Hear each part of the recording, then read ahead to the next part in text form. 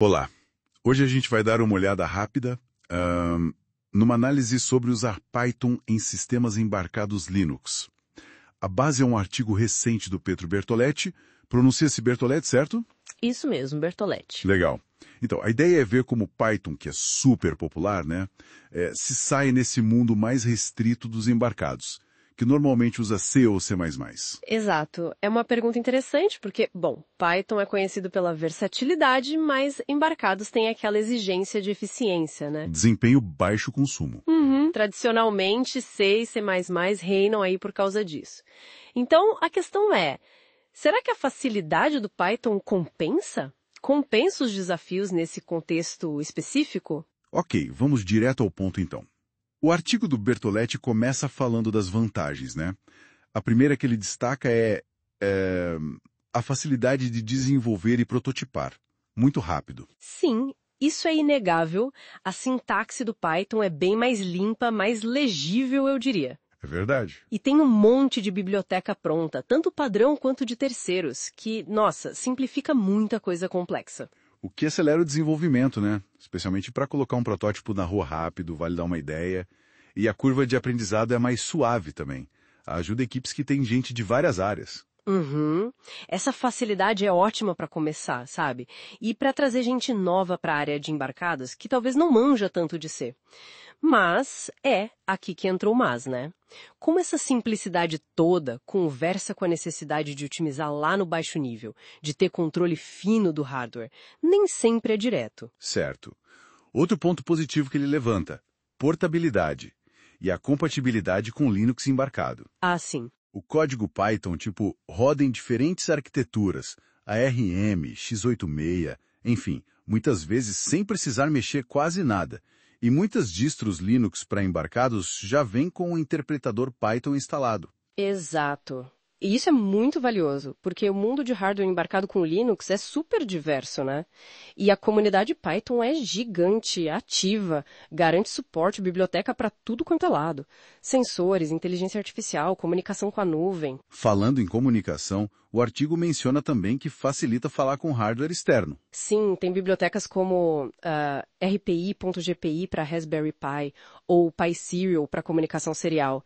Elas abstraem bastante a complexidade. Deixa a gente focar mais na lógica do que está fazendo, né? Isso. Torna o desenvolvimento bem mais acessível. Mas isso também levanta uma questão, né? Será que essa abstração toda não acaba escondendo detalhes importantes, tipo de timing ou de eficiência nessas interações de baixo nível? É uma faca de dois gumes, como se diz. Entendi.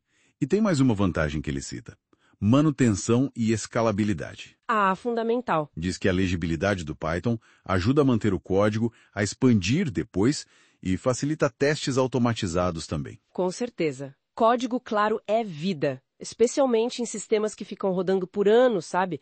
Onde uma falha pode ser bem crítica. Ajuda a reduzir o risco na hora de atualizar o sistema. Ok, então essas são as vantagens. Mas e as desvantagens? O artigo entra nisso também, claro. A primeira, imagino, é desempenho. Bingo! Desempenho e eficiência. Não tem como fugir muito disso. Por ser interpretado, né? É mais lento que C ou C++, que são compilados. Exatamente. E não é pouco mais lento. A análise do Bertoletti traz uns benchmarks, assim, impressionantes. Tipo, Olha, os dados que ele cita indicam que Python pode consumir, 76 vezes mais energia. 76. E ser umas 72 vezes mais lento que C para fazer a mesma coisa. Essa sobrecarga do interpretador pode ser, assim, impossível em sistemas com pouquíssimos recursos ou que precisam de tempo real muito estrito. Nossa. E mesmo que você tente otimizar usando NumPy ou escrevendo módulos em C para acelerar as partes críticas, isso adiciona uma complexidade que, bom, tira um pouco daquela vantagem inicial da simplicidade do Python. Faz sentido. E imagino que isso leve à segunda desvantagem: consumo de recursos. Memória RAM, armazenamento, energia, como você já mencionou. Precisamente. O interpretador em si, mas as bibliotecas que você usa, tudo isso ocupa espaço e gasta mais energia que código compilado nativo. Isso é crítico para muito dispositivo embarcado, né? Aqueles com pouca memória, pouco espaço ou que rodam com bateria. Exatamente. Nesses cenários, cada megabyte, cada joule de energia conta muito. Python pode acabar sendo um luxo que não dá para pagar. Entendi. Então, assim, resumindo a história toda, é um trade-off bem claro, né?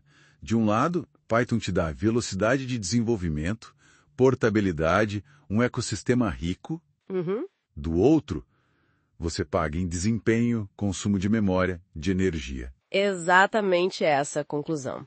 Não tem uma resposta única de use ou não use. Depende totalmente do projeto. Se a prioridade é chegar rápido no mercado, se os requisitos de performance não são super extremos, Python pode ser sim uma ótima escolha. Certo. Agora, se cada ciclo de clock, cada miliampere-hora da bateria for crucial, aí C ou C++ ainda são os reis do pedaço. A abordagem híbrida que o artigo sugere, usar Python para orquestrar, para a lógica de mais alto nível, e C ou C++ para os pedaços críticos de performance, essa pode ser uma solução bem pragmática, né? Junta a melhor dos dois mundos. Ou seja, Python tem seu espaço sim no mundo embarcado, principalmente para prototipar, para tarefas menos críticas em tempo real. Mas tem que ter muita atenção com o desempenho e os recursos que ele consome. Fica aí a reflexão, né? Como que as equipes podem, na prática, achar esse equilíbrio? Onde que a gente traça a linha? Quando a conveniência do Python supera as limitações de performance e quando é o contrário, garantir que a escolha não inviabilize o produto lá na frente. Boa pergunta. Bom, para quem quiser se aprofundar mais nesses detalhes todos, ver os benchmarks, os exemplos de código, a análise completa do Pedro Bertoletti está bem detalhada. O link para o artigo dele está aqui na descrição desta análise. Vale a pena conferir.